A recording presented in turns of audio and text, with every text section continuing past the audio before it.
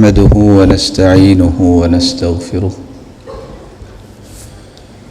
ونعوذ بالله من شرور أنفسنا وسيئات أعمالنا من يهده الله فلا مضل له ومن يضلل فلا هادي له وأشهد أن لا إله إلا الله وحده لا شريك له وأن محمدًا عبده ورسوله يا أيها الذين آمنوا اتقوا الله حق تقاته ولا تموتن إلا وأنتم مسلمون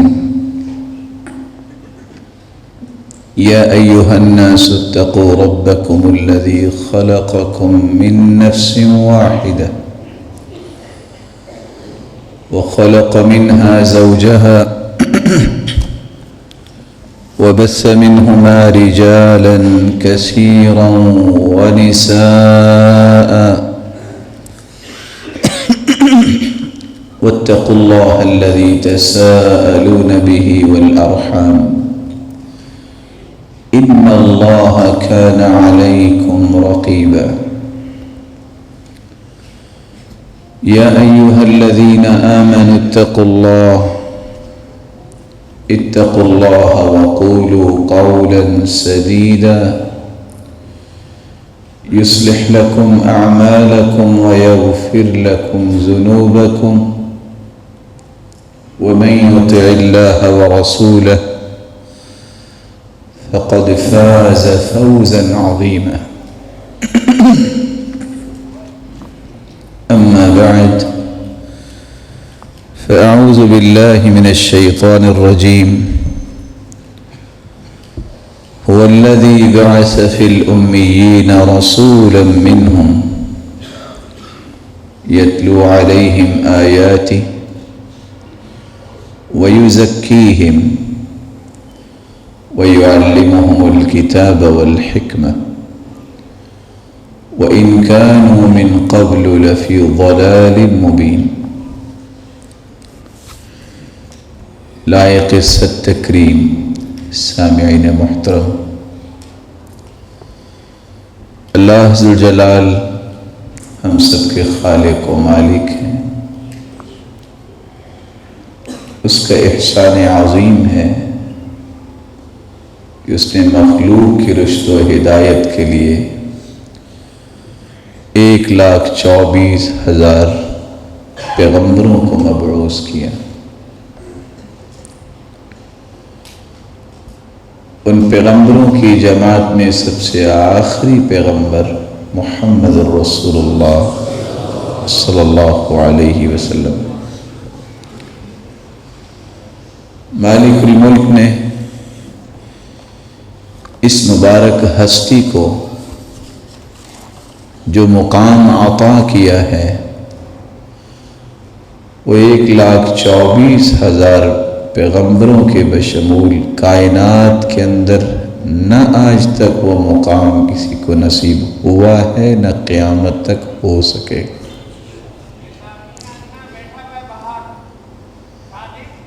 یہ وہ ہستی ہے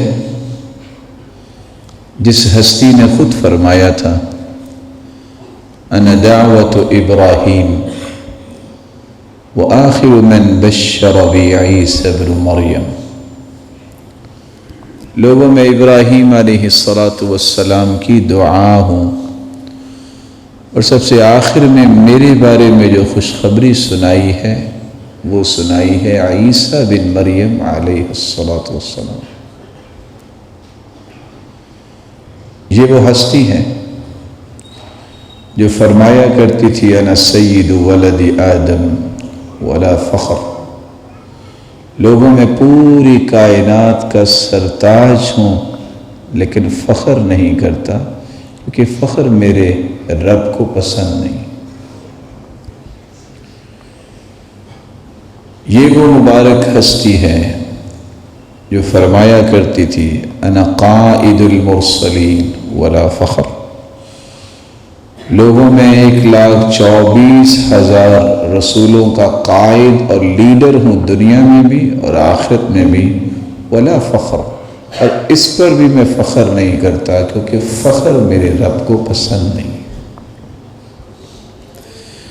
انا خاتم النبیین، وہ فرمایا کرتے تھے میں خاتم النبیین ہوں، میرے بعد کوئی نبی نہیں آئے گا۔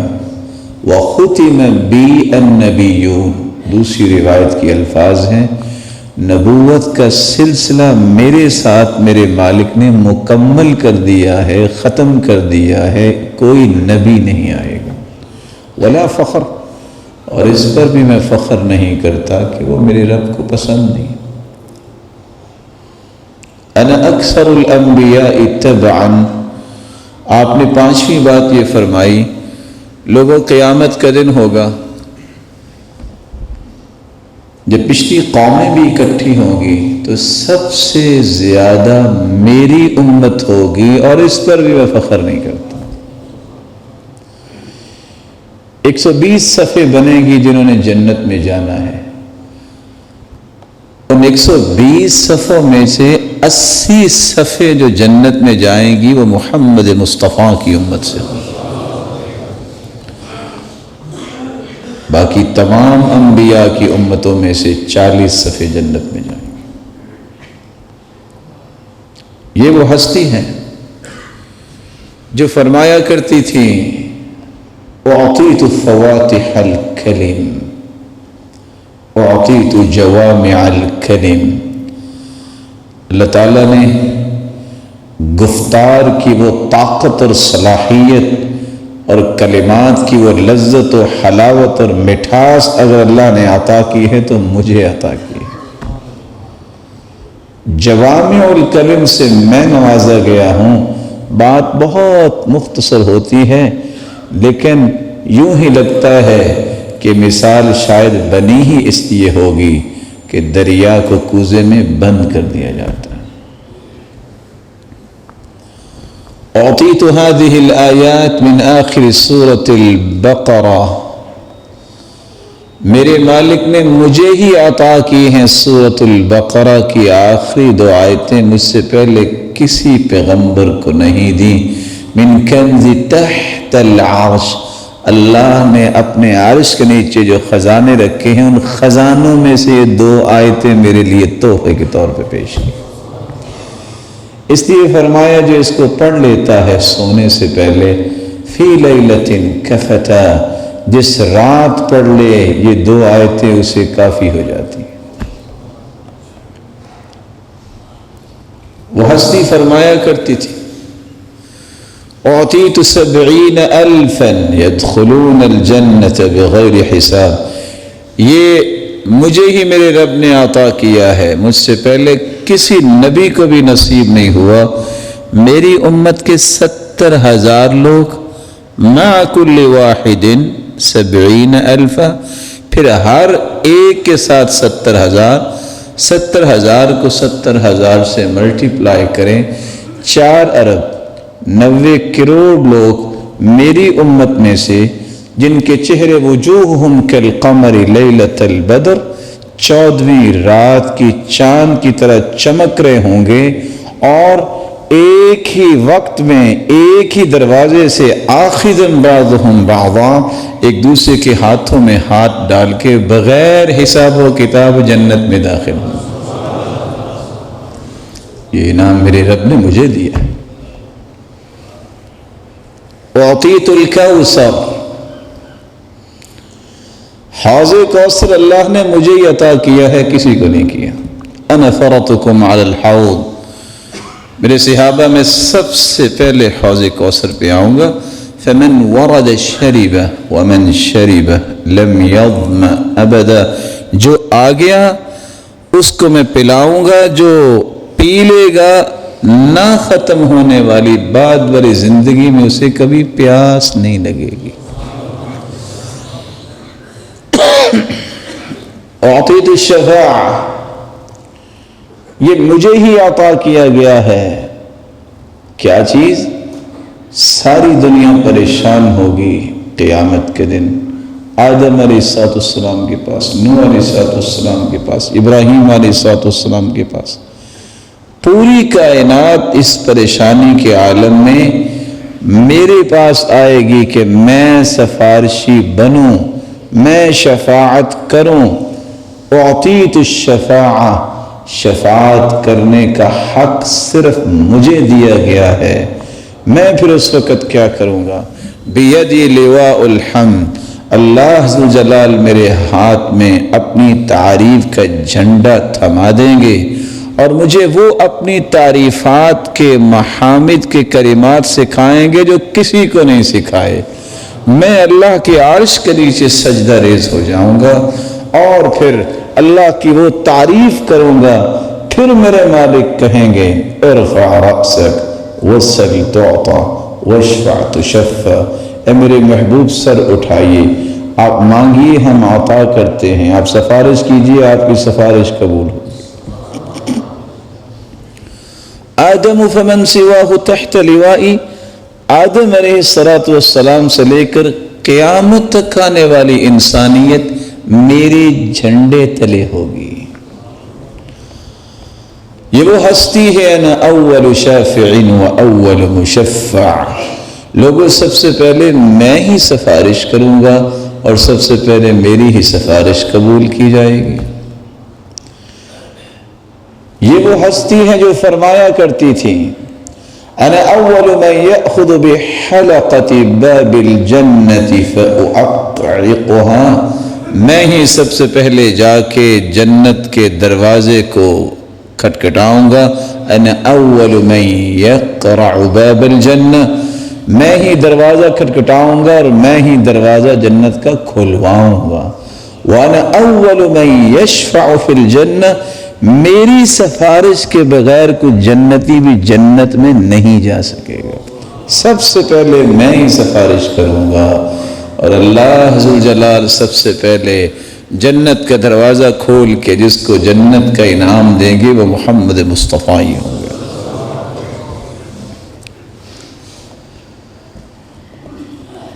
اتنی عظیم ہستی جن کے بارے میں 20 روایات کے وہ مبارک حصے میں نے آپ کے سامنے رکھے. روایات تو لمبی ہیں، میں نے صرف خلاصہ آپ کے سامنے رکھا ہے. دیانتداری سے بتائیے، جس کی شخصیت اور جو ہستی اس قدر عظیم ہو وہی نمونہ ہونی چاہیے نا. وہی اس لائق ہے نا کہ پوری کائنات کے لیے اسے قدوہ رول ماڈل بنایا جائے. اسے ہی انسان اپنی زندگی کا ہدف سمجھے کہ میں نے اس ہستی کے مطابق اپنے آپ کو بنانا ہے. یہی سیرت ہے. سیرت کا معنی یہ ہے، سیرت طریقے کو کہتے ہیں، راستے کو کہتے ہیں. سیرت طیبہ کا معنی یہ ہے کہ اس طرح کی پاکیزہ ہستی جب اللہ نے دنیا میں بھیجی نہیں ہے تو اور کون ہو سکتا ہے جس کو اپنے نمونہ بنائے. اسی پاکیزہ ہستی کو ہی ہر مسلمان کو نمونہ بنانا چاہیے. لَقَدْ كَانَ لَكُمْ فِي رَسُولِ اللَّهِ أُسْوَةٌ حَسَنَةٌ لمن كان يرجو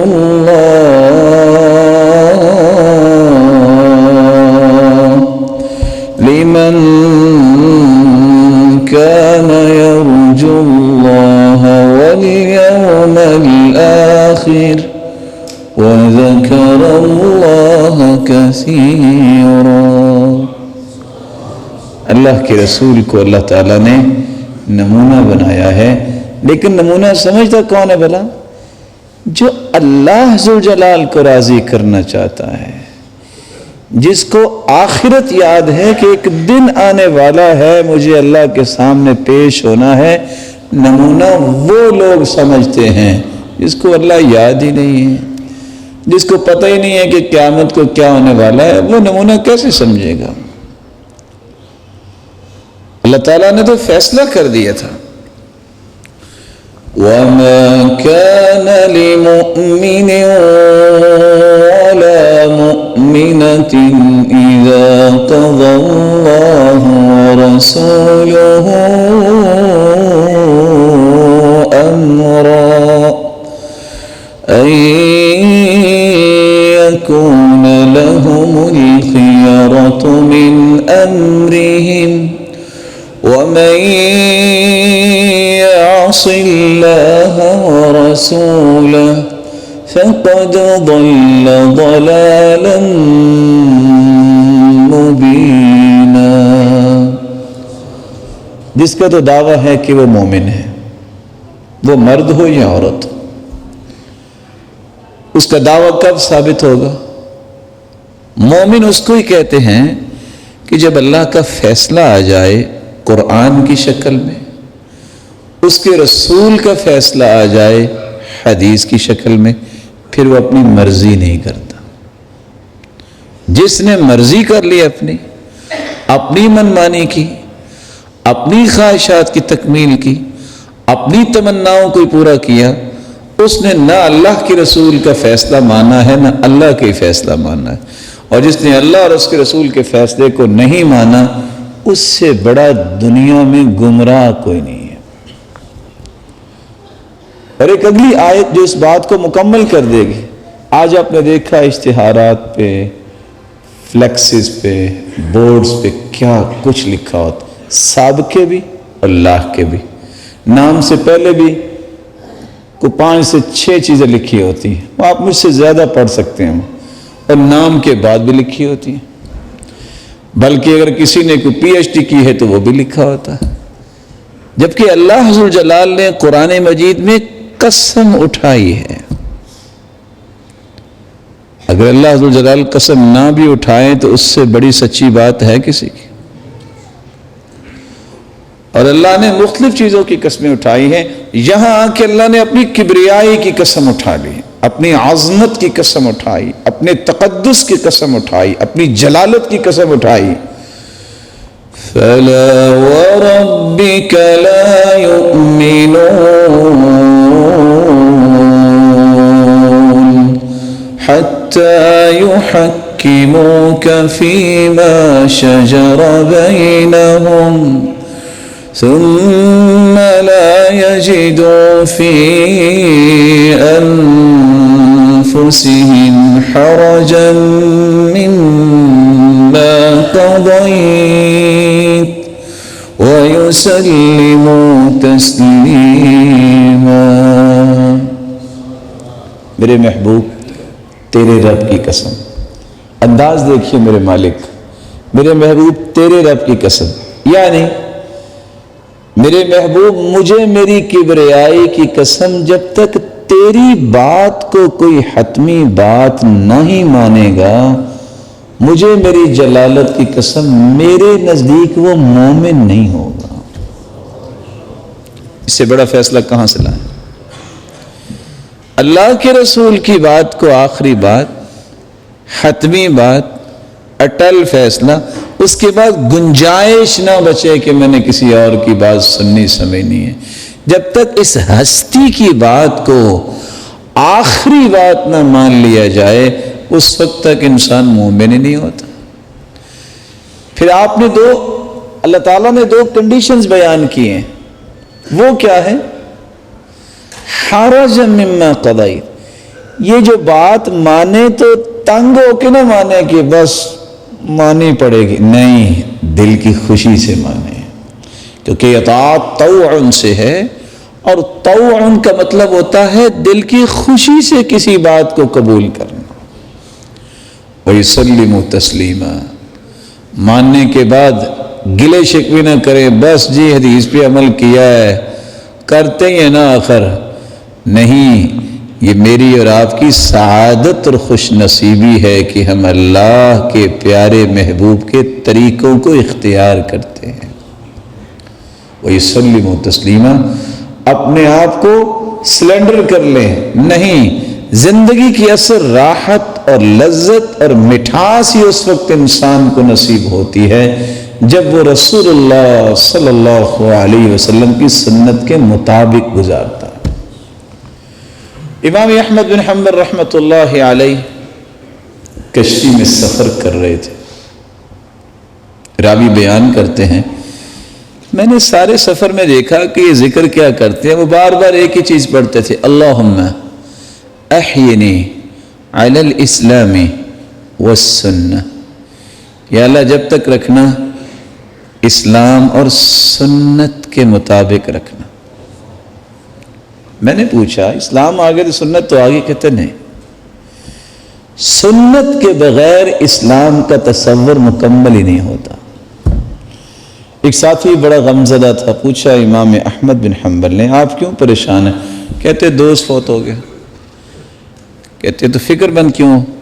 حل ہوا کان علی السنہ، کیا وہ سنت کے مطابق زندگی گزارتا تھا؟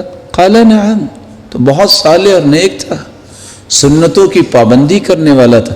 فرمایا پھر غم اور رونے کی ضرورت نہیں ہے، ستلقاہ فی الجنہ، جنت میں تیرا رب تجھے ملا دے گا. یہ سنت طریقے کو کہتے ہیں. میرے بھائی جب تک نمونہ جس کو اللہ نے بنایا ہے اس کا طریقہ اور سلیقہ، اس کا کردار، اس کی گفتار مجھے پسند نہیں آئے گی، میں اللہ کو پسند نہیں آ سکتا. اپنے آپ کو اللہ کا پسندیدہ بنانا ہے تو سب سے پہلے اس ہستی کو جس کو اللہ نے محبوب بنایا ہے اس کے ایک ایک زندگی کے زاویے کو محبوب بنا لو، تم اللہ کے محبوب بن جاؤ گے. قُلْ إِن كُنتُمْ تُحِبُّونَ اللَّهَ فَاتَّبِعُونِي يُحْبِبْكُمُ اللَّهُ وَيَغْفِرْ لَكُمْ ذُنُوبَكُمْ. میرے محبوب آپ اعلان بھی کر دیجئے. اعلان کیا ہے؟ اللہ سے سچی محبت کرتے ہو؟ تمہاری سچی محبت کی دلیل یہ ہوگی تم میری اتباع کرو، میری اطاعت کرو، میری فرما برداری کرو تو سمجھ آئے گی کہ تم اللہ سے محبت کرتے ہو. اگر تم میری بات نہیں مانو گے اس کا مطلب یہ ہے کہ تمہارا یہ دعویٰ تو ہے لیکن یہ سچا دعویٰ نہیں ہے. تم اللہ ذوالجلال سے سچی محبت کرنا چاہتے ہو تو میری بات مان لو. یہ اللہ کے رسول صلی اللہ علیہ وسلم کی طرف سے اللہ نے اعلان کروا دیا. کیا ہوگا؟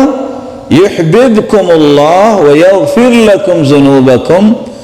وہ اللہ تمہیں بھی اپنا محبوب بنا لے گا اور تمہاری زندگی کے گناہوں کو معاف کر دے گا. سیرت طیبہ کے اس قدر وسیع عناوین ہیں کہ کسی ایک عنوان کو بھی لے لیا جائے تو اس کا حق ادا نہیں ہو سکتا. میں اس انتہائی اختصار سے اس مبارک سیرت کے کچھ نمونے پیش کرنے کے بعد جس موضوع کی طرف آپ کو لانا چاہتا ہوں، جس کو آج امت بھول گئی یا بھولنے کے قریب ہے، جس کی مجھے اور آپ کو بہت ضرورت ہے، وہ کون سا رویہ ہے؟ نعرے سب لوگ لگا رہے ہیں، سیرت کو بیان کرنا اس سے بڑی سعادت ہی کوئی نہیں ہے، یہ بھی لوگ بیان کر رہے ہیں، کتابیں چھپ رہی ہیں، تقسیم ہو رہی ہیں، کمپٹیشنز ہو رہے ہیں، بہت عمدہ کام ہے. لیکن سیرت کا ایک یہ بھی تو زاویہ ہے کہ اللہ کے رسول صلی اللہ علیہ وسلم نے اپنے صحابہ کی تربیت اور تزکیہ کیا تھا. میری اور آپ کی تربیت اور تزکیہ کہاں ہے؟ جب تک یہ پہلو تشنا رہے گا، میری بات کو یاد رکھیے گا، میں آپ کا بھائی ہوں، جب تک تربیت اور تزکیے کا پہلو تشنا رہے گا، جتنی بھی تم خوابیں دیکھتے ہو نیکی کی، کبھی بھی یہ پوری نہیں ہو سکتی. کیا تربیت تھی ان صحابہ کی؟ اسلام سے پہلے لوگ ان کو برائی کا مخزن کہتے تھے، لیکن اسلام قبول کیا اور رسول مقبول صلی اللہ علیہ وسلم نے تزکیہ کیا، ان کی تربیت فرمائی. پھر ان کی حالت کیا ہو گئی؟ ادھر جان نکل رہی ہے اور وہ کیا کہہ رہے ہیں صحابی؟ فزت ورب الکعبہ، اللہ کی قسم میں کامیاب ہو گیا. یعنی میں اس کلمے پہ حیران ہوں کہ میرے مالک نے اپنے محبوب کو ساتھی کتنے پیارے دیے تھے. جان نکل رہی ہے، یہاں جان نکل رہی ہو، وہاں قرآن مچا ہوتا ہے. کیا ہو گیا؟ اور وہ کیا کر رہے ہیں؟ فزت ورب الکعبہ، اللہ کی قسم کامیاب ہو گئے. سامنے دشمن ہے اور پتہ ہے کہ اگلے چند لمحات کے بعد ٹکڑے ہو جائیں گے، اور وہ کہہ رہے ہیں واہن لریح الجنہ، پیچھے ہٹ جاؤ، مجھے تو یہاں سے جنت کی خوشبو آ رہی ہے. وہ کیسے لوگ تھے؟ تزکیہ اور تربیت کی روشنی میں انہوں نے زندگی گزاری. تو حالت کیا ہے؟ بھوک لگی ہوئی ہے، جہاد ہو رہا ہے، جلدی سے ایک کھجور نکالی، دوسری نکالنے لگے اور کہتے ہیں چھوڑو، باقی جا کے جنت ہی کھائیں گے. یہ وہ راز ہے. جب تک میں اور آپ نہیں سمجھیں گے میرے بھائیو، اس وقت تک ہماری زندگیوں میں لذت نہیں آئے گی. آپ صلی اللہ علیہ وسلم نے تربیت اور تزکیہ کیسے کیا؟ مجھے اور آپ کو کس بات کی ضرورت ہے؟ سب سے پہلے 5 چیزیں ہمیں یاد رکھنی چاہیے. تزکیے کا مطلب کیا ہوتا ہے؟ سنوارنا، عمدہ بنانا، خوبصورت بنانا، ایکسیلنس کے درجے پہ اپنے آپ کو لے جانا، پیوریفیکیشن کرنا. کس چیز کی؟ فکر کی، ارادے کی، قول کی، عمل کی، معاشرے کی. جب تک میرا فکر پاک نہیں ہے، میرے افکار اور تصورات اور نظریات پاکیزہ نہیں ہیں، میرا تزکیہ نہیں ہو سکتا. میرے فکر میں کیا ہونا چاہیے؟ انت مقصودی ورضاؤک مطلوبی. میرے مالک، میری زندگی کا ایک ہی مقصد ہے کہ میں نے تجھے راضی کرنا ہے. اس پہ میں اپنے فکر کو اور اپنے عمل کو چلاؤں گا. اس سے بڑی سعادت ہی کوئی نہیں. میرے ارادے اور نیتیں، ہر وہ ارادہ، ہر وہ نیت، ہر وہ تخیل، ہر وہ تصور، ہر وہ نظریہ جو شریعت کے مخالف ہے، جو شریعت کے متحارب ہے، جس کے اندر فساد ہے، میں زندگی میں ایسا ارادہ نہیں کروں گا، میں ایسی نیت نہیں بناؤں گا. میں صرف وہ ارادہ کروں گا جس سے رب راضی ہو. میں صرف وہ نیت کروں گا جس سے میں اللہ کا محبوب بن جاؤں، میں اللہ کے قریب ہو جاؤں، میں معاشرے کے لیے بہترین انسان بن کے دکھاؤں، میں بڑے کا احترام کرتا نظر آؤں، چھوٹے پہ شفقت کرتا نظر آؤں، خیر خواہی کا نمونہ بنتا رہوں، اللہ کے ذکر اور اللہ کے شکر کو اپنی زندگی کا یہ سلوگن بناؤں. اور مجھے دیکھ کے کم از کم کسی غیر مسلم کو یہ پتہ چلے کہ مسلمان اس کو کہتے ہیں. کسی غیر مسلم کو یہ تمنا پیدا ہو یہ کتنا خوبصورت اسلام ہے، یہ تو مجھے بھی قبول کرنا چاہیے. یہ وہ صلاحیت اللہ کے رسول نے صحابہ کرام کے اندر پیدا کی. رذائل جتنے تھے، غلط عادات جو تھی وہ ختم کی اور اوصاف حمیدہ ان میں بھر دیے. قرآن اس لیے کہتا ہے یبدل اللہ سیئاتہم حسنات. اللہ ذوالجلال نے ان کے گناہوں کو نیکیاں بنا دیا، بلکہ اس قدر ان کو پاکیزہ بنایا کہ ان کی ہر سوچ نیکی کا روپ دھارنے لگ گئی. اور یکفر عنہم سیئاتہم، جہاں ان کے گناہوں کو معاف کیا وہاں گناہوں کی سوچوں کو بھی ان سے دور کر دیا. اللہ یہ تربیت میری اور آپ کی بھی فرمائے. تربیت اور تزکیے کا معنی یہ ہے جہاں میرا فکر پاک ہونا چاہیے، جہاں میرا دل پاک ہونا چاہیے، وہاں میرے اقوال، میری باتیں بھی ہر قسم کی لچر گفتگو سے پاک ہونی چاہیے. گالی، لعنت اور غیبت اور چغلی سے، بہتان سے پاک ہونی چاہیے. وہاں میرے اعمال بھی پاکیزہ ہونے چاہیے، سنت کے مطابق ہونے چاہیے. اس کے اندر کوئی آمیزش نہ ہو. کسی بھی کام کو میں اختیار کروں تو میں ببانگے دہل کہہ سکوں یہ کام میں اس لیے کر رہا ہوں کہ محمد مصطفیٰ نے کیا ہے. یہ میں بات اس لیے کر رہا ہوں کہ میرے اور آپ کے قدوہ اور رول ماڈل نے اپنی زبان اطہر سے یہ نکالا تھا. جب یہ ہدف ہوگا تو پھر میرے بھائی اللہ کی قسم آپ سے بڑھ کے کوئی زندگی کی لذتوں کو حاصل کرنے والا کوئی نہیں ہوگا. اپنی زندگی کا مراجعہ کیجئے اور میں آپ سے ادباً گزارش کروں گا، ایک دن ضرور نکالیے اٹھنے سے لے کر سونے تک اپنی رویداد لکھیے نمبر وائز. ہو سکتا ہے کوئی 150 کام آپ نے کیے ہوں، آپ اٹھ کے گئے، کسی سے بات کی، کیا بات کی، اور ایک دن نکال کے اس پوری گفتگو کو خود پڑھنا. یہ میں نے کہا تھا، صحیح کہا تھا؟ یہ میں نے کیا تھا، اس کی کوئی دلیل ہے؟ یہ میں نے سنا تھا، یہ سننا مجھے چاہیے تھا؟ یہ میں نے مذاق کیا تھا، یہ حق بنتا تھا؟ ایک دن زندگی میں آپ نکال لیں، آپ کو ستارے نظر آ جائیں گے کہ آپ کہاں کھڑے ہیں. اور تربیت ہوتی اس طرح ہے. میں اگر آپ کا محاسبہ کروں، آپ میرا کریں تو لڑائیاں ہوتی ہیں. محاسبہ وہی ہے جو میں اپنے دل کی کھڑکیوں میں چھپ کے اپنے دل کو جھانکوں کہ اس میں کیا کیا چھپا ہے. اللہ عز و جلال نے جو صلاحیت ایمان کی دی ہے، جب وہ مضبوط ہوتا ہے تو پھر لوگوں کی برائیاں نظر ہی نہیں آتی. بندہ سمجھتا ہے کہ سب سے برا میں ہی ہوں. توبہ لمن شغلہ عیوبہ عن عیوب الآخرین. خوش نصیب وہ ہے جو لوگوں کی برائیاں نہیں کرتا، وہ اپنے گناہوں کی اصلاح کرتا رہتا ہے. خوش نصیب وہ نہیں ہے جو تانے دیتا رہے، جو غیبتیں کرتا رہے، جو لانتا نہیں کرتا رہے، جو بہتان باندھتا رہے، کبھی اس کے کیڑے نکال، کبھی اس کو کہے، کبھی اس کو کہے. اگر اتنی صلاحیت اصلاح پہ لگ جائے تو معاشرے میں کتنی اصلاح ہو جائے. ہم کیوں اس زاویے کو زیادہ مضبوط کرتے ہیں؟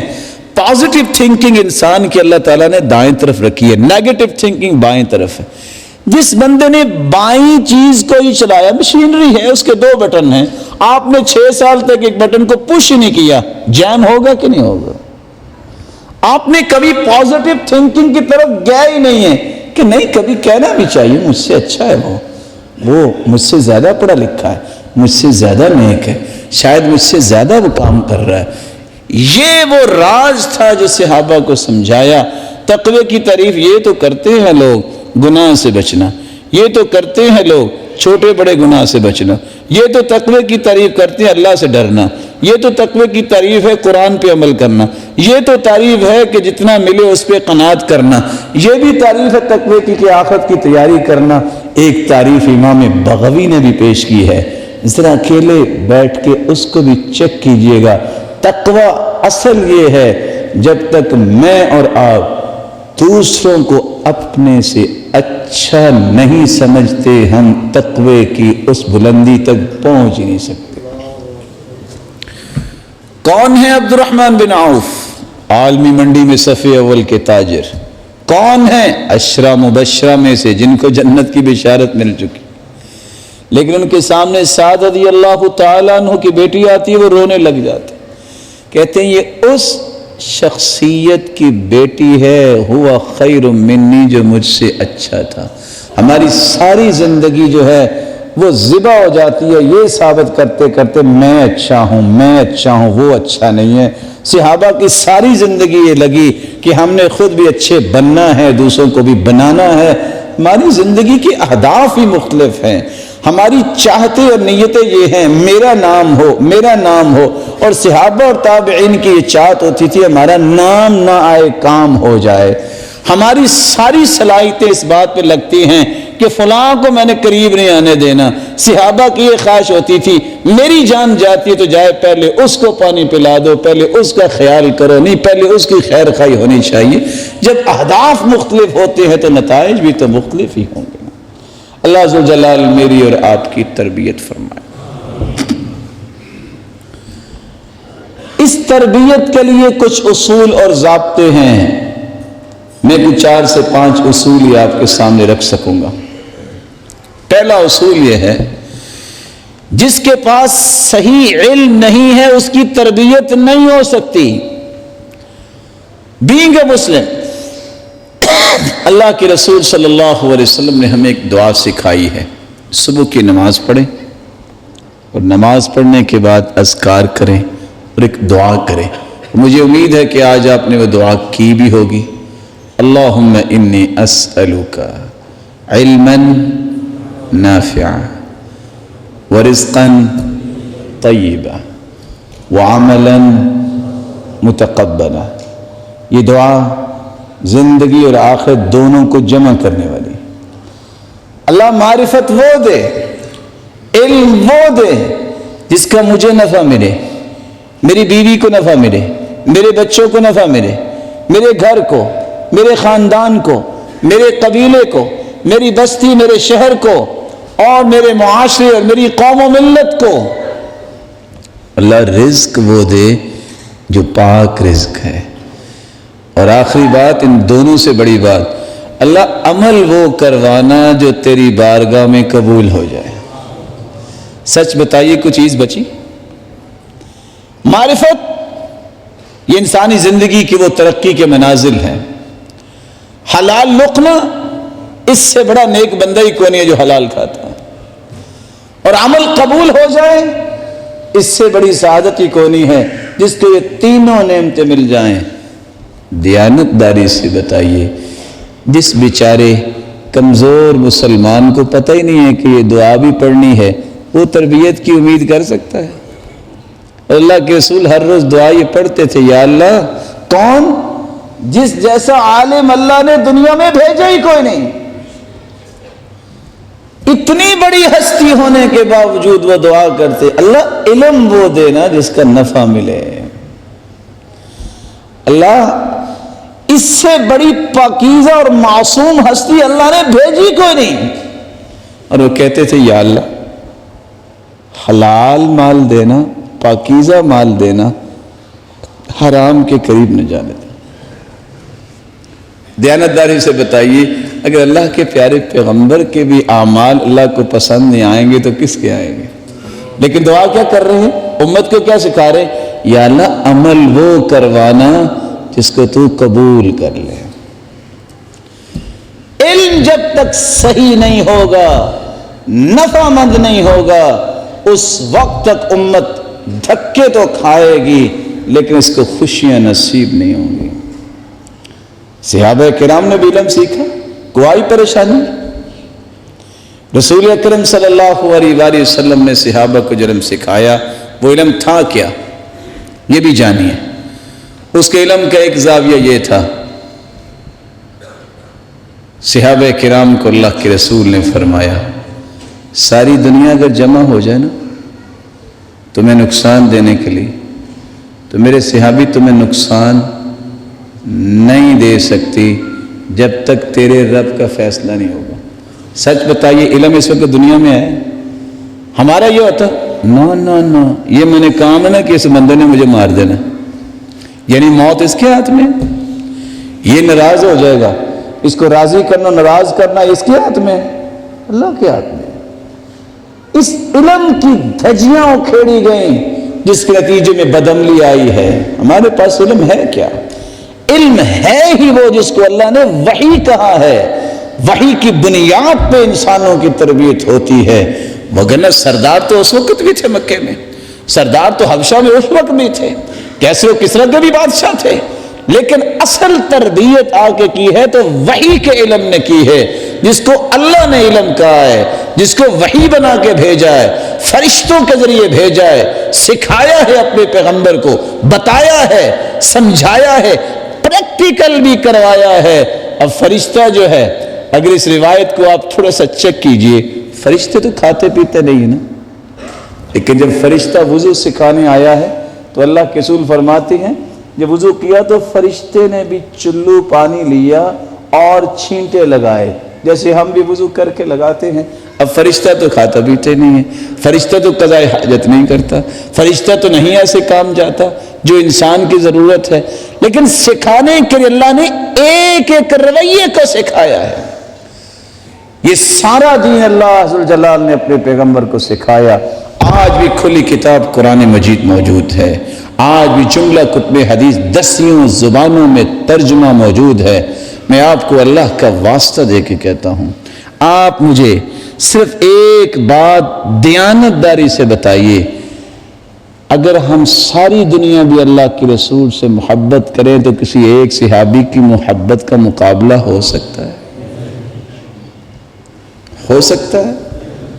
نہیں ہو سکتا۔ اشارہ ابرو پہ جان چھڑکنے والے صحابہ، جتنی محبت ان کو تھی ہم تو سوچ بھی نہیں سکتے، ہماری سوچ وہاں تک سفر ہی نہیں کر سکتی۔ کتنے صحابہ تھے؟ حجۃ الوداع کے موقع پہ 1,44,000 صحابہ تھے۔ کتنے صحابہ تھے؟ آواز نہیں آئی۔ آپ میرے بھائی ہیں، اس بات کو سمجھنے کے لیے آپ کو تھوڑی سی زحمت دے رہا ہوں۔ کتنے صحابہ تھے؟ یہ وہ صحابہ ہیں جو نمونہ ہیں میرے اور آپ کے لیے۔ فَإِنْ آمَنُوا بِمِثْلِ مَا آمَنْتُمْ بِهِ فَقَدِ اهْتَدَوْا، ان جیسا ایمان ہوگا تو ایمان ہمارا کنسیڈر ہوگا، وگرنہ ہمارا ایمان اللہ کے یہاں کنسیڈر نہیں ہوگا۔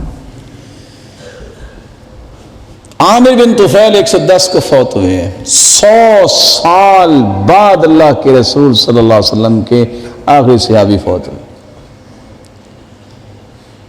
اگر آپ سمجھتے ہیں میں آپ کو بہت اچھا اور نیک انسان سمجھ کے سوال کیا ہے، اللہ آپ کو اور اچھا بنائے، 100 سال صحابہ زندہ رہے آپ صلی اللہ علیہ وسلم کے بعد، کسی بھی صحابی نے آپ صلی اللہ علیہ وسلم کی خوشی میں کوئی ڈھول، کوئی دھمال، کوئی جلوس، کوئی جھنڈیاں، اس چیز کا اہتمام کیا؟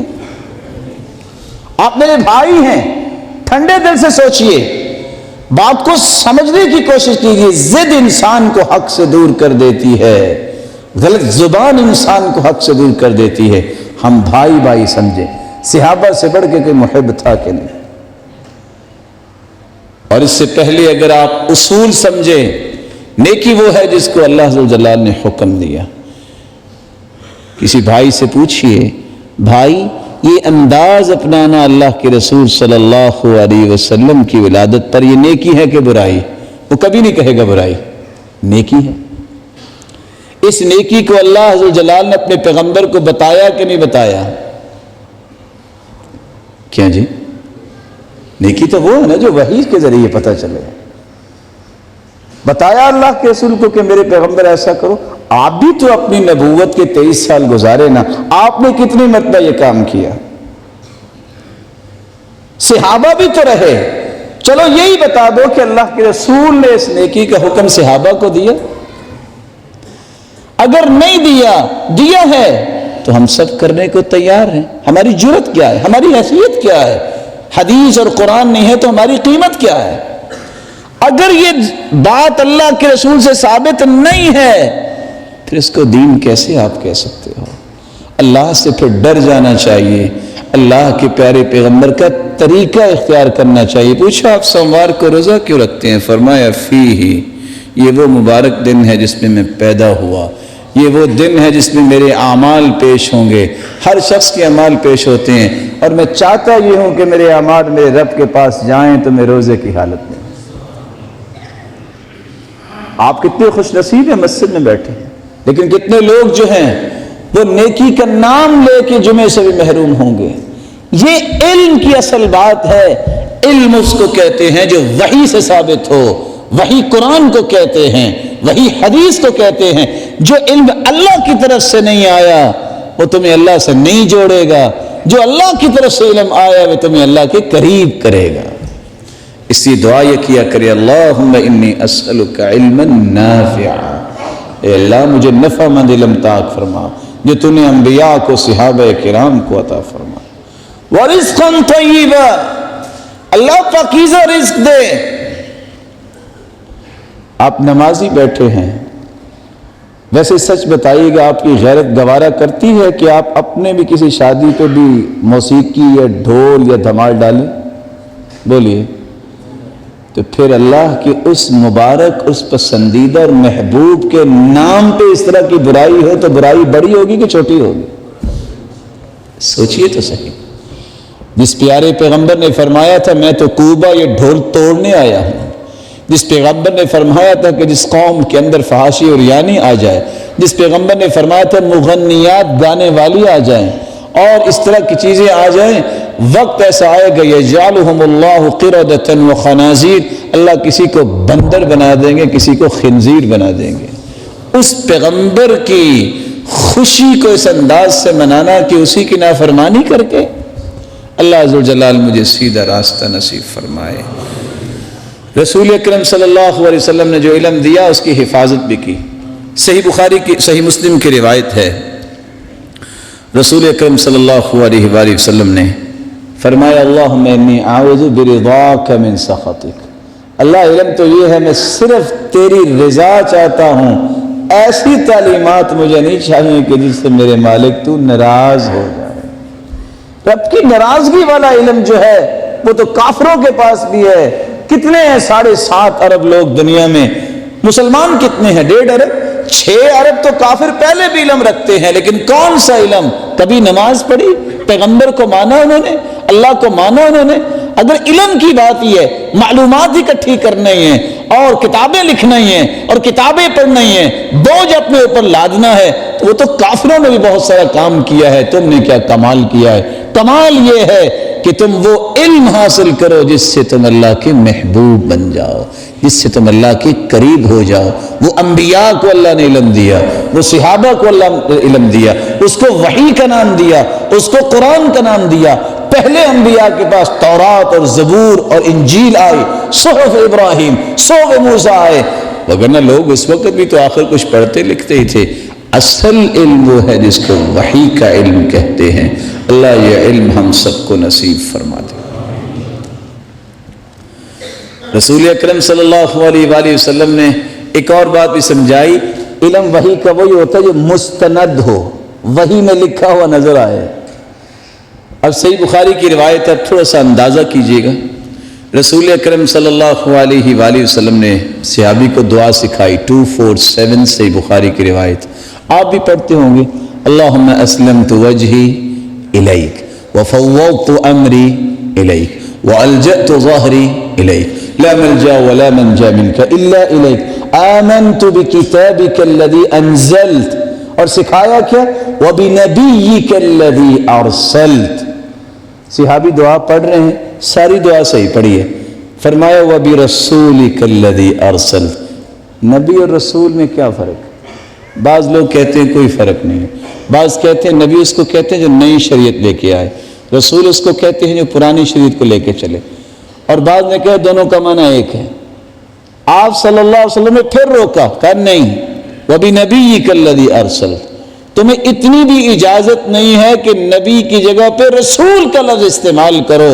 جب اتنی اجازت اللہ کے رسول نے نہیں دی تو اس میں اضافے کرنے کی اجازت مجھے اور آپ کو کون دے گا؟ صحابی نے صرف قرآن پڑھا ہے، قرآن ہی پڑھا ہے، انما الصدقات للفقراء والمساکین، سلسلہ صحیحہ کی روایت ہے 2237۔ اللہ کے رسول کے صحابی جنہوں نے صحیح علم سیکھا تھا کہتے رک جاؤ، ما هكذا اقرأنیہ النبی صلی اللہ علیہ وسلم، یہ قرآن اس طرح میرے محبوب نے مجھے نہیں پڑھایا۔ اچھا کیسے پڑھایا ہے؟ پھر بھی قرآن ہی پڑھا ہے، اسی آیت کو پڑھا ہے، انما الصدقات للفقراء والمساکین۔ جو صحابہ اتنی مد کی کمی برداشت نہیں کرتے تھے، آج وہ منہج کہاں چلا گیا ہے؟ کیا کچھ نہیں ہو رہا اور کسی کو پرواہ کوئی نہیں۔ اللہ مجھے وہ علم عطا فرما جو نفع مند علم ہے، اللہ مجھ سے وہ کام کروا جس سے تو راضی ہو جا۔ رسول اکرم صلی اللہ علیہ وآلہ وسلم نے تربیت کی علم کے بعد، آپ صلی اللہ علیہ وسلم نے دوسرا کام یہ سکھایا کہ آپ اپنی گفتگو اور اپنے اعمال کے زاویے درست کرواتے۔ صحابہ کرام کے گفتگو اور صحابہ کرام کے اعمال کے زاویے درست کرتے۔ آپ کی گفتگو کیسے ہوتی تھی؟ آج طرح طرح کی گالیاں اور طعنے دین سمجھنے والے بھی دے بیٹھتے ہیں۔ مجھے بتائیے رسول اکرم صلی اللہ علیہ وسلم نے اتنی زندگی گزری، کافر اس وقت طاقتور تھے لیکن طاقت کو خاک میں اللہ نے مٹا دیا، لیکن کسی کافر نے ایک بھی آبجیکشن محمد مصطفیٰ پہ لگایا؟ بتائیے، ایک بھی کافر بھی بول کے کہتا تھا یہ جو باتیں تم بتا رہے ہو نا، یہ کسی پیغمبر کی ہو سکتی ہیں، اس پاکیزہ ہستی کی ہو سکتی ہیں، عام بندے کی باتیں نہیں ہیں۔ میری کلام میں جب تک لعنت ختم نہیں ہوگی، میں جب گالی دینا نہیں چھوڑوں گا، میں کسی مسلمان کا دل توڑنا نہیں چھوڑوں گا، میں جب تک کسی کو برا کہنا نہیں چھوڑوں گا، یہ ساری صلاحیتیں میں کسی کو برا ثابت کرنے پہ جو لگاتا ہوں، اگر یہی صلاحیت اس کی اصلاح کے لیے، اس کے لیے دعائیں کرنے کے لیے میں لگاؤں تو پورا معاشرہ خوبصورت بن جائے۔ آپ کلام کرتے لو عدہ العاد لأحصاہ، اگر کوئی الفاظ گننا چاہتا تو گن سکتا کہ پیغمبر نے کتنے الفاظ بولے۔ آپ کی کلام مبارک کا طریقہ کیا تھا کہ جو بھی ایک مرتبہ سن لیتا، سمجھ لیتا کہ آپ نے کیا فرمایا ہے۔ آپ صلی اللہ علیہ وآلہ وسلم کا طریقہ استقبال کیا تھا؟ آپ مصافحہ کرتے ایک ہاتھ سے اور اس وقت تک نہ چھوڑتے جب تک دوسرا نہ چھڑا لیتا۔ آپ صلی اللہ علیہ وسلم کو بیٹھا ہے، کبھی کسی بیٹھنے والے کی طرف اپنی ٹانگیں مبارک لمبی نہیں کیا کرتے تھے، یہ بھی ادب سکھایا۔ آپ سے کوئی بات کرتا تو کان جو اپنے منہ میں نہ لیتا، تھوڑا سا فاصلہ رکھ کے بات کرتا، یہ ادب سکھایا ہے۔ آپ صلی اللہ علیہ وسلم اگر کسی سے معانقہ کرتے، کوئی سفر سے آیا ہے تو گردن سے گردن لگاتے ہیں، جو اس وقت انداز ہے معانقے کہ یہ مصادرہ ہوتا ہے، سینے کے ساتھ سینہ لگانا، مباطنہ ہوتا ہے پیٹ کے ساتھ پیٹ لگانا، معانقہ عنق سے ہے گردن سے گردن لگانا۔ آپ صلی اللہ علیہ وآلہ وسلم اس وقت تک سوتے نہیں تھے کہ سیدہ عائشہ مسواک تیار کر کے رکھ نہیں دیتی تھی۔ آپ گھر میں داخل ہوتے مسواک کرتے، آپ تہجد کے لیے اٹھتے سب سے پہلے مسواک کرتے، آپ جب بھی کسی بچے کو دیکھتے اس کو پیار دیتے، برکت کی دعا کرتے، اس کو جھولی میں بٹھا دیتے، اور آپ گزرتے بچوں کو بھی سلام کیا کرتے، کوئی تکبر، گمنڈ اور غرور قریب نہ آنے دیتے کسی کے۔ رسول اکرم صلی اللہ علیہ وآلہ وسلم جب چلتے تو کبھی دائیں بائیں نہ دیکھتے بلکہ سموتھلی چلتے، اور یوں اپنی مبارک نظروں کو جھکا کے چلتے جیسے کہ بلند جگہ سے نیچے اتر رہا ہے۔ آپ صلی اللہ علیہ وسلم کے صحابہ نے سوال کیا، اللہ کے رسول آپ نے کیا اشارہ کیا تھا؟ فرمایا جب میں نے دیکھا تھا کہ مشرک ایسا ہے تو میرا جی چاہتا تھا کوئی اٹھتا اور اس کو قتل کر دیتا، تو صحابہ نے کہا آپ اشارہ کر دیتے آنکھ سے؟ فرمایا نہیں، انبیاء کی شان آنکھوں سے اشارہ کرنا نہیں ہے، اللہ اس بات کو پسند نہیں کرتے کہ خیانت والی آنکھ ہو۔ آداب سکھائے ہیں، آپ کسی سے بات کریں، کسی کے پاس جانا اجازت لے کے جائیں، اور امام اوزاعی سے پوچھا کسی نے کہ بڑے تو کسی کے گھر اجازت لے کے جائیں، بچے کتنی عمر کے ہوں جب وہ اجازت لے کے جائیں؟ قال 4 سنین، 4 سالہ بچے کو سکھاؤ بیٹا کسی کے گھر جاتے ہیں تو اجازت لے کے جاتے ہیں۔ رسول اکرم صلی اللہ علیہ وآلہ وسلم نے یہ طریقہ تربیت دیا تھا۔ سب سے پہلے خود کیا، اپنے سارے خاندان کو اکٹھا کیا۔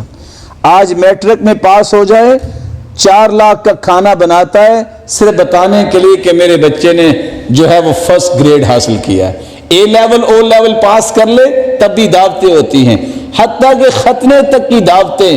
کبھی اس لیے بھی دعوت کیا کرو جو محمد مصطفیٰ نے کی تھی، یا بنی عبد المطلب انقذوا انفسکم اشتروا انفسکم من النار، اے بنی عبد المطلب اپنے آپ کو جہنم سے بچا لو، یا بنی عبد مناف، اے عبد مناف کے بیٹو، ان کو بھی بلا لیا، پھپھو کو بھی بلا لیا، بیٹی کو بھی بلا لیا، سارے خاندان کو اکٹھا کر کے صرف ایک ہی بات کہی، میں قیامت کو تمہارے کام نہیں آؤں گا، اپنے اعمال درست کر لو۔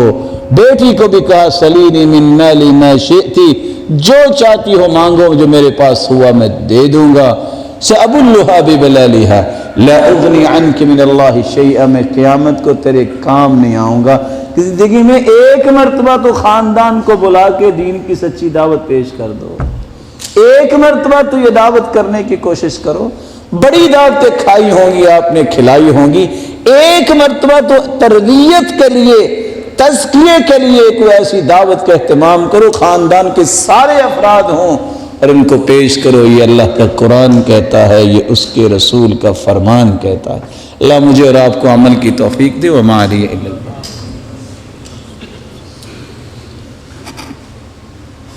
پیار نہیں کیا وہ عبادت نہیں ہو سکتی۔ آپ کا علم میں ہے، آپ چونکہ بہت محترم ہیں، آپ کتنی عیدیں پڑھتے ہیں؟ کون کون سے؟ قرآن مجید چھپا ہوا ہے نا، احادیث بھی چھپی ہوئی ہے نا۔ کیا کسی مسلمان کو اس بات کی ضرورت ہے کہ وہ اپنے پاس سے کسی چیز کا اضافہ کر لے؟ دیکھیں، ہم بھائی بھائی مشورہ کر رہے ہیں۔ حدیث کے الفاظ ہیں، قیامت کے نزدیک لوگ فجر کی 2 رکعتوں کی بجائے 4 پڑھنے لگ جائیں۔ اللہ کے رسول نے کتنی پڑھی؟ جو 4 پڑھے گا تو نماز ہی نا، پھر ٹھیک ہوا نا وہ؟ کیوں؟ نماز ہے، اللہ کا نام لی ہے، سجدے کیے ہیں۔ من عمل عملا لیس علیہ امرنا فہو رد۔ ہر وہ عمل جو اللہ کے پیارے پیغمبر نے نہیں کیا وہ مردود ہوگا، وہ کبھی بھی آپ کو کامیاب نہیں کروائے گا۔ عیدان عند اولی النہی لا ثالث لہما لمن یبغی السلامۃ فی غدی الفطر والاضحی وکل زیادۃ فیہما خروج عن سبیل محمدی۔ مسلمانوں کی 2 عیدیں ہیں جس کو عید الفطر اور عید الاضحیٰ کہتے ہیں۔ جو اس پہ زیادتی کرتا ہے وہ اللہ کے رسول کے دین میں اضافہ کرتا ہے، وہ اس منہج سے اپنے آپ کو دور کر لیتا ہے۔ یاد رکھیے گا آج کے خطبے کا پیغام، سنت کے مطابق وہ عمل ہوتا ہے جس میں چند شرائط ہوتی ہیں۔ وہ عمل جو اللہ کے رسول صلی اللہ علیہ وسلم نے کیا ہے وہ ہمارے لیے سنت ہوگی، اور اس کا سبب بھی بیان کیا۔ کیونکہ جب انسان پیدا ہوتا ہے کو پتہ ہوتا ہے کہ بڑا ہو کے کیا کرے گا؟ بولیں۔ لیکن جب وہ بڑا بن جائے تو اس دن خوشی مناتے ہیں نا۔ آپ کو بعثت، آپ کو سرتاج رسل اللہ نے بنایا، آپ صلی اللہ علیہ وسلم نے اس نبوت کا بھی خوشی منائی اس انداز، روزہ رکھا ہے، اللہ کے اور قریب ہوئے۔ یہ نعمت ہے۔ جس ہستی نے نعمت دی ہے اس کا شکر ادا کرنے کا طریقہ یہ ہے کہ اس کے سامنے ہی گرا جائے۔ کان اذا اتاه امر يسر به خر ساجدا للہ۔ جب بھی اللہ کے رسول کو خوشی ملتی ہے آپ سجدے میں چلے جاتے ہیں۔ یہ انداز ہے۔ سبب معلوم ہونا چاہیے کہ میں یہ کام کیوں کر رہا ہوں۔ اللہ کے رسول نے گھر سے نکلتے وقت 2 رکعتیں پڑھی ہیں۔ آپ صلی اللہ علیہ وسلم جب سفر سے آتے تو 2 رکعتیں پڑھ کے گھر میں داخل ہوتے۔ یہ تو ہوگی سنت۔ ایک بندہ نیک بننا چاہتا ہے، کہے کہ میرے گھر میں تو جو ہے وہ 3 منزلیں ہیں اور 6 کمرے ہیں، میں ہر کمرے میں 2 رکعتیں پڑھوں گا۔ ویسے تو نوافل اس سے بھی زیادہ پڑھ سکتا ہے، لیکن کہے یہ سنت ہے، یہ سنت ثابت ہوگی؟ سنت وہ ہے جس کا سبب معلوم ہوتا ہے۔ اللہ کے رسول کو فتح ملی ہے بدر کے اندر، آپ نے سال کے بعد اس کا جشن منایا۔ 23 سال آپ زندہ رہے۔ 1,44,000 صحابہ حجۃ الوداع کے موقع پر تھے۔ میرے بھائی، وہ صحابہ جو ایک اشارے پہ جان چھڑکنے کے لیے ہر وقت تیار بیٹھے ہوتے تھے، انہوں نے یہ انداز اختیار نہیں کیا۔ سنت وہ ہوتی ہے جس کی جنس مقرر ہوتی ہے۔ جنس کیا ہے؟ کہتے ہیں کہ ہرن کا گوشت بڑا ہی مزیدار ہوتا ہے جی، جس نے کھایا ہوگا وہی بتائے گا نا۔ کیا اس کو قربانی پہ کر سکتے ہیں آپ؟ بولے کیوں نہیں کر سکتے؟ اس لیے کہ یہ بہیمت الانعام سے نہیں ہے، یہ پالتو جانوروں میں سے نہیں ہے، وگرنہ بہت مزیدار ہے۔ جنس کا تعین کر دیا ہے، وہی جانور قربانی پہ لگیں گے، دوسرے نہیں لگیں گے۔ جنس ہے عید پڑھنا، عید کی خوشی منانا، اس دن روزہ رکھنا حرام ہے عید الفطر میں، عید الاضحیٰ میں۔ جنس کا تعین ہے۔ اسلام نے کتنی عیدوں کی جنس مقرر کی ہے؟ بولیے، کہاں سے تیسری آئے گی؟ سنت وہ عمل ہوتا ہے جہاں جنس کے ساتھ ساتھ مقدار بھی معین ہے.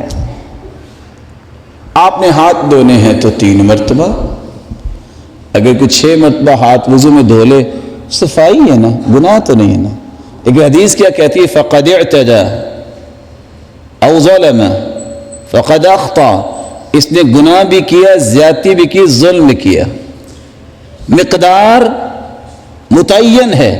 اسلام نے عیدوں کی بھی مقدار کتنی متعین کی ہے؟ بولیں. اگر اس میں اضافہ ہوگا تو کیا ہوگا؟ یہ مفہوم آپ خود سمجھ جائیں. سنت وہ عمل ہوتا ہے جس کی ترتیب بھی طے ہوتی ہے. ہم وضو کرتے ہیں تو پہلے کیا کرتے ہیں؟ بولیے. ہاں، ہاتھ دھوتے. بندہ بیٹھا بیٹھا کہہ دے یار وضو ہی کرنا نا، اور پہلے بیٹھے بیٹھے پاؤں دھوتے ہیں، اٹھ کے بعد میں جو ہے وہ چہرہ دھو لیں گے، وضو ہو جائے گا؟ نماز ہی پڑھ لیے نا. ہم پہلے کیا کرتے ہیں؟ قیام، پھر رکوع، پھر سجدے. کوئی کہے بوڑھا آدمی ہوں، ایسی اتنا تشدد اسلام میں نہیں ہے. بیٹھے بیٹھے پہلے 2 سجدے کر لے، بعد میں کھڑے ہو کے رکوع میں، کہتے بعد میں کھڑے ہو کے قیام بھی کر لیں گے، نماز ہو جائے گی. میرے پیارے بھائیوں، محمد مصطفیٰ نے اس کی ترتیب بھی اس امت کو سکھا دی ہے، طے کر دی ہے. کس دن روزہ رکھنا ہے، کس دن عید منانی ہے. ایک عید وہ ہوگی جس سے پہلے 29 یا 30 دن روزے رکھنے پڑیں گے، ترتیب ہے. اور دوسری عید وہ ہوگی جس کے بعد جس دن تمہیں قربانی کرنی ہے. یہ نئی ترتیب کہاں سے آئے گی؟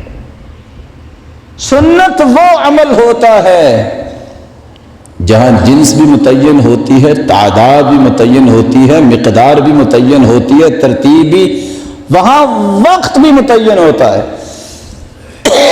حج کب کرتے ہیں ہم؟ بولیے.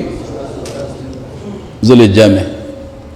کوئی بندہ کہے نا نا نا توبہ بڑی گرمی ہے، میں آرام سے سفر میں جاؤں گا، مینا بھی خالی ہوگا، عرفات بھی خالی ہوگے، سکون سے سارا دن بیٹھ کے دعائیں کروں گا. ہو جائے گا حج؟